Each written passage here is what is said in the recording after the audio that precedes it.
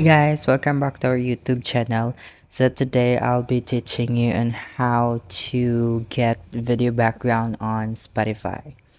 Okay, if you want to listen to your song with the video background or playing in the background, just do this. Just open your Spotify application and then look for the song that you want to listen to.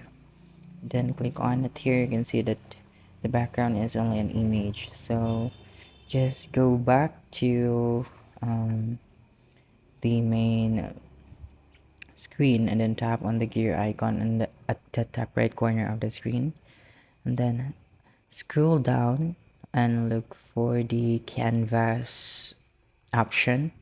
Here you can see that our canvas has been turned off, so all we need to do now is to turn it on. Okay, then after that just click on the song that is playing, and here you can see that it has already a video background. So that's how easy it is to get a video background on Spotify. So don't forget to subscribe for more videos in the future. Bye.